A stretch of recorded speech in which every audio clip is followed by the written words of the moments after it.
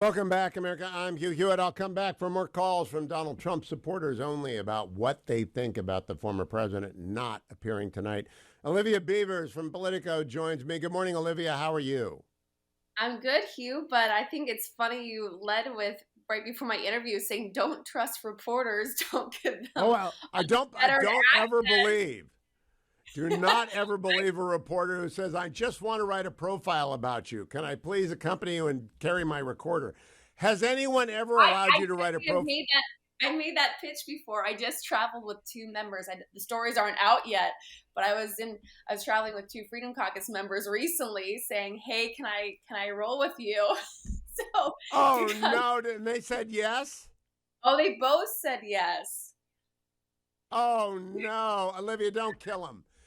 Here's my rule of thumb: the likelihood of saying something stupid increases exponentially with the amount of time you spend with a reporter.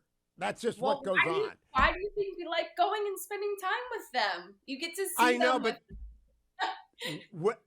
Okay, let's it's go not inside your not thought just process. politicians. You have seen, CNN. I'm blanking on his name, but CNN's chief who got ousted after there was. I think the Atlantic also followed him around, and he said a bunch of stuff. Got a little bit too high on Chris his Licht. Chris Lick. Chris Thank you. Licht. Yeah. Yeah. Yes. Yeah. So, I've been profiled by the best. I've been profiled by the New Yorker.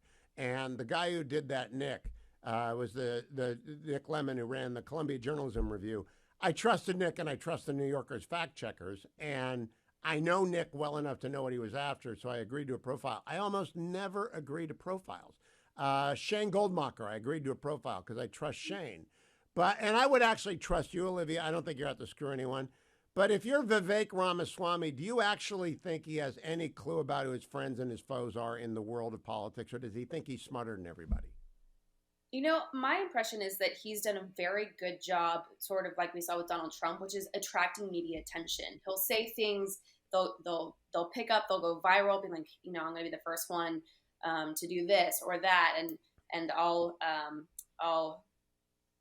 man, I'm blanking on my words today. What was he saying? He'd be the first one to um, not Cut veto, off but Taiwan after 2028? He said that on this show. yep, like a bunch of different stuff, and so I think that he's trying to make himself very accessible to the media. It's how he's been able to raise his profile from basically going from a nobody to at least making to the debate stage and sort of being, Donald Trump's hype man. So he this is going to be something that he's going to learn, which is if you give too much, it blows back on you. But he might also still be in the mindset that any press is good press. Well, that is true. As I said earlier, in this media age, any kid with a lemonade stand is also doing a podcast. And so you buy the lemonade and you do the podcast. Because if you're at zero name percent and you got to get to 15%, that's what you do. But you never give unlimited access to someone with a recorder. You just don't do it. I mean, you come on a show like this, you talk to Olivia Beavers. You don't do it, Olivia. I cannot believe who. Can you tell me the names of the members that let you profile them? Yes, I with Bert Your in Colorado. your bandwidth just decided to die on us there. Can you repeat the names? Uh, sure, I traveled with Lauren Boebert and Ken Buck in Colorado. Now, I've known Ken for 20 years. Very smart guy, very smart lawyer. Often says Yep. unguarded things, and he's awfully colorful and he's very principled. I've never met Lauren Bobeck. I have no idea what she told you. My guess is that that's going to be your lead paragraph of something Lauren told you. Am I right? Well, actually, they're going to be two separate stories. Oh, So Ken Buck, we are very interested in just because he's long time been this wild card that has surprised people with how he views things. Um, he doesn't believe in impeaching Garland and some of the other Biden cabinet officials, but he's a Freedom Caucus member, which has really surprised people that this isn't a moderate centrist Republican saying this. It's someone who is very conservative and with the most conservative members or MAGA members. And then Lauren how would Boebert. you? Okay, I'm going to put you on the spot. What is the biggest difference between Lauren and Ken? I don't know Lauren at all. Never met her. Never been on the show. Don't want her on the show. I know Ken. He's been on the show a lot, and I've known him forever. I would say it's more of a Boebert is more populist and MAGA, so she's much more Trumpy. She's much more going for the viral moments. Ken Buck is more sort of an old school Republican who isn't as much tied to the media apparatus. Who got the higher SAT score, Olivia?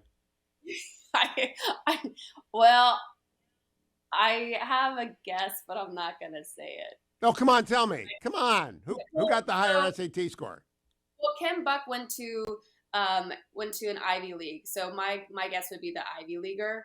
And Lauren Boebert got her GED right before she came to Congress. So, and that is not a disqualification from Congress, but we're going to recognize Ken Buck is probably better well-read. He's a lawyer, been elected to office a long time, is a smart guy, right?